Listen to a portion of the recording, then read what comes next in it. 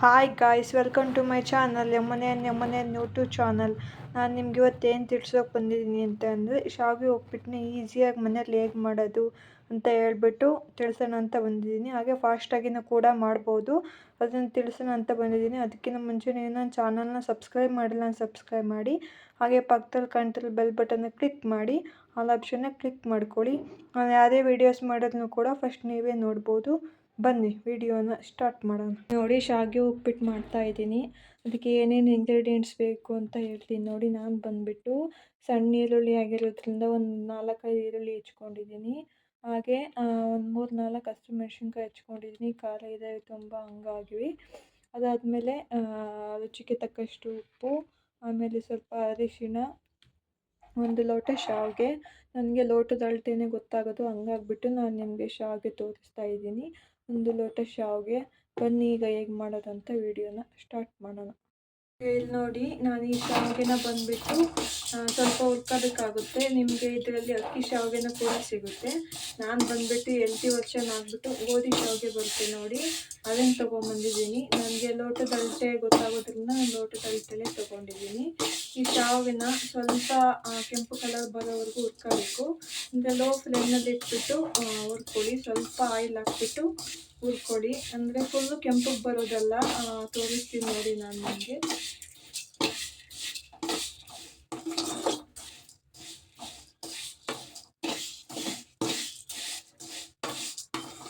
ಸ್ವಲ್ಪ ಟೈಮ್ ಹಿಡಿಯುತ್ತೆ.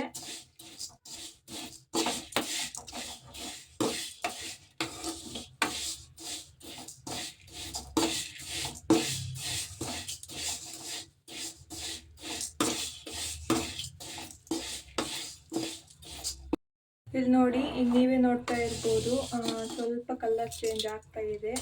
ರವೆ ಫುಲ್ಲು ಕಲರ್ ಚೇಂಜ್ ಆಗಿದೆ ನೋಡಿ. ವೈಟ್ ಇದ್ದಿದ್ದು ಸ್ವಲ್ಪ ರೆಡ್ ಕಲರಿಗೆ ಬಂದಿದೆ. ಸಾಕು ಇಷ್ಟು ಕಲರ್ ಚೇಂಜ್ ಆದರೆ. ಬನ್ನಿ ಈಗ ಶಾವಿಗೆ ಉಪ್ಪಿಟ್ಟು ಹೇಗೆ ಮಾಡೋದು ಅಂತ ನೋಡೋಣ. ನೋಡಿ, ಈಗ ನಾನು ಪ್ಯಾನಲ್ಲಿ ಸ್ವಲ್ಪ ಎಣ್ಣೆ ಹಾಕಿದ್ದೀನಿ. ನಾನು ಅಡುಗೆಗೆ ಜಾಸ್ತಿ ಎಣ್ಣೆ ಬಳಸೋದಿಲ್ಲ, ಸ್ವಲ್ಪ ಎಣ್ಣೆ ಹಾಕಿದ್ದೀನಿ. ಸ್ವಲ್ಪ ಸಾಸಿವೆ ಹಾಕ್ತೀನಿ, ನೀವು ನೋಡ್ತಾ ಇರ್ಬೋದು. ಅದಾದ್ಮೇಲೆ ನೀವು ಶೇಂಗಾ ಬೀಜ ಕೂಡ ಹಾಕ್ಬೋದು. ನಮ್ಮ ಮನೆಯಲ್ಲಿ ಶೇಂಗಾ ಬೀಜ ಇರಲಿಲ್ಲ, ಹಂಗಾಗ್ಬಿಟ್ಟು ನಾನು ಸ್ವಲ್ಪ ಕಡಲೆಬೇಳೆನ ಹಾಕ್ತಾ ಇದ್ದೀನಿ.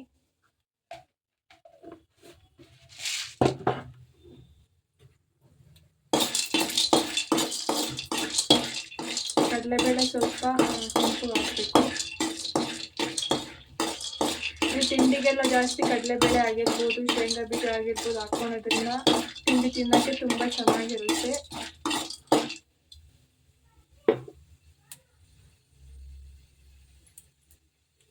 ಈರುಳ್ಳಿ ಹಾಕ್ತೀನಿ. ಈರುಳ್ಳಿ ಮತ್ತು ಮೆಣಸಿನ್ಕಾಯಿ ಎರಡನ್ನೂ ಕೂಡ ಹಾಕ್ತೀನಿ.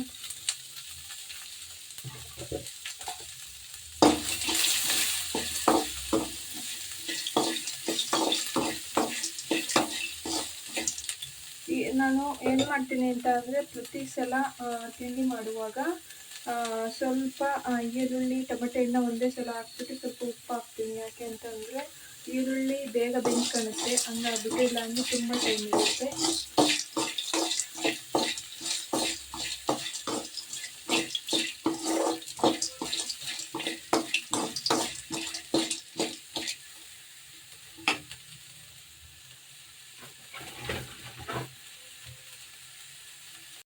ನೀವು ಇದಕ್ಕೆ ಟೊಮೆಟೊ ಹಣ್ಣು ಕೂಡ ಆ್ಯಡ್ ಮಾಡ್ಬೋದು. ನನಗೆ ಆದಷ್ಟು ಟೊಮೆಟೊ ಹಣ್ಣು ತಿನ್ನೋಕೆ ಇಷ್ಟ ಆಗಲ್ಲ, ಹಂಗಾಗ್ಬಿಟ್ಟು ನಾನು ಈರುಳ್ಳಿ ಮೆಣಸಿನ್ಕಾಯಿ ಮಾತ್ರ ಆ್ಯಡ್ ಮಾಡಿದ್ದೀನಿ. ನನಗೆ ಈ ಥರ ಹಸುವಾದಾಗ ನನಗೆ ಈಸಿಯಾಗಿ ಮಾಡ್ಕೋಬೋದು, ಬೇಗ ಆಗುವಂಥ ರೆಸಿಪಿ ಇದು ಬಂದುಬಿಟ್ಟು. ಈಗ ನೋಡಿ, ಈರುಳ್ಳಿ ಎಲ್ಲ ಚೆನ್ನಾಗಿ ಬೆಂದಿದೆ.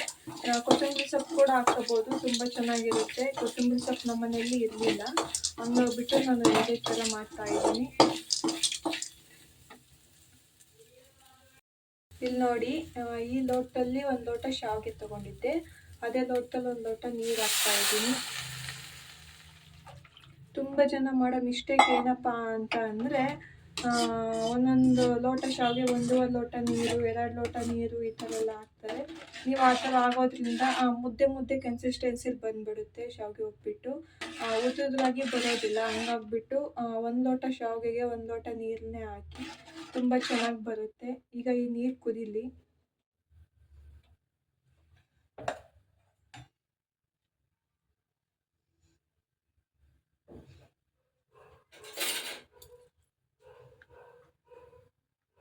ಹಾಗೆಯೇ ಸ್ವಲ್ಪ ಇದಕ್ಕೆ ಅರಿಶಿನ ಹಾಕ್ತಾಯಿದ್ದೀನಿ ನೋಡಿ. ಅರಿಶಿನ ಹಾಕೋದು ಮರ್ತೋಗಿದೆ, ಹಂಗಾಗ್ಬಿಟ್ಟು ಈಗ ಹಾಕ್ತಾಯಿದ್ದೀನಿ. ನಾನು ಎಲ್ಲ ಅಡುಗೆಗೂ ಕೂಡ ಅರಿಶಿನ ಹಾಕ್ತೀನಿ. ಯಾಕೆ ಅಂತ ಅಂದರೆ ಆರೋಗ್ಯಕ್ಕೆ ತುಂಬ ಒಳ್ಳೆಯದು ಅರಿಶಿನ. ಹಂಗಾಗ್ಬಿಟ್ಟು ನಾನು ಎಲ್ಲ ಅಡುಗೆಗೂ ಕೂಡ ಅರಿಶಿನ ಹಾಕ್ತೀನಿ. ಈಗ ಇದು ನೀರು ಕುದೀಲಿ. ನೋಡಿ ನೀರು ಚೆನ್ನಾಗಿ ಕುದೀತಾ ಇದೆ. ಈಗ ನಾನು ಇಂಥ ಟೈಮಲ್ಲಿ ನೀವು ಲೋ ಫ್ಲೇಮ್ ಇಟ್ಬಿಟ್ಟು ನೀವು ಶಾವಿಗೆನ ಹಾಕಿ. ಯಾಕೆ ಅಂತ ಅಂದರೆ ಶಾವಿಗೆ ಎಲ್ಲ ಫುಲ್ ಮುದ್ದೆ ಮುದ್ದೆ ಆಗಿಬಿಡುತ್ತೆ. ನೋಡಿ ನಾನು ಶಾವಿಗೆ ಹಾಕ್ತಾಯಿದ್ದೀನಿ. ಶಾವಿಗೆ ಹಾಕ್ಬಿಟ್ಟು ಈ ಥರ ಮಿಕ್ಸ್ ಮಾಡಿ.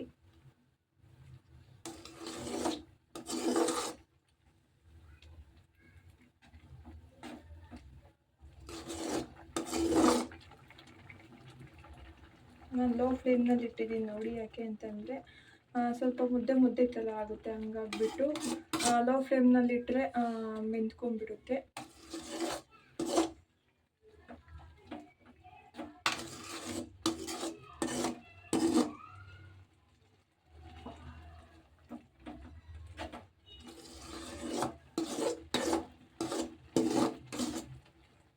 ಇದು ನೀರೆಲ್ಲ ಹಿಂಗೋಗ್ಬಿಟ್ಟು ಫುಲ್ಲು ಶಾವಿಗೆ ಡ್ರೈ ಆಗಬೇಕು.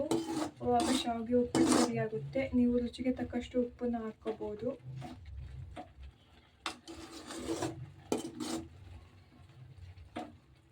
ಕೊತ್ತಂಬರಿ ಸೊಪ್ಪನ್ನ ಹಾಕೋದು ತುಂಬ ಚೆನ್ನಾಗಿರುತ್ತೆ. ನಾನು ನಮ್ಮ ಮನೇಲಿ ಇರಲಿಲ್ಲ ಅಂತ ಹೇಳ್ಬಿಟ್ಟು ನಾನು ಹಂಗೆ ಮಾಡ್ತಾಯಿದ್ದೀನಿ.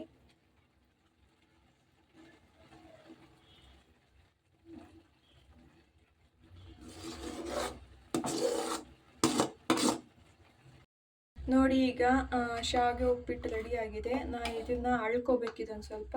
ಹಂಗೋಗ್ಬಿಟ್ಟು ನಾನು ಇದಕ್ಕೆ ಪ್ಲೇಟ್ನ ಮುಚ್ತೀನಿ 1-2 ಮಿನಿಟ್ಸ್ ಅಷ್ಟೇ. ತೆಗಿತಾ ಇದ್ದೀನಿ ನೋಡಿ ಶಾವಿಗೆ ಉಪ್ಪಿಟ್ಟು ಹೇಗಾಗಿದೆ ಅಂತ ಹೇಳ್ಬಿಟ್ಟು ನೀವೇ ನೋಡ್ತಾ ಇರ್ಬೋದು. ಉದ್ದುದ್ರಾಗಿ ಎಷ್ಟು ಚೆನ್ನಾಗಿ ಬಂದಿದೆ ಅಂತ ನೀವೇ ನೋಡ್ತಾ ಇರ್ಬೋದು. ನಾನಿವತ್ತು ನಿಮಗೆ ಈಸಿ ರೆಸಿಪಿ ಹೇಳ್ಕೊಟ್ಟಿದ್ದೀನಿ. ನನ್ನ ಇವತ್ತಿನ ರೆಸಿಪಿ ಇಷ್ಟ ಆದರೆ ಲೈಕ್ ಮಾಡಿ.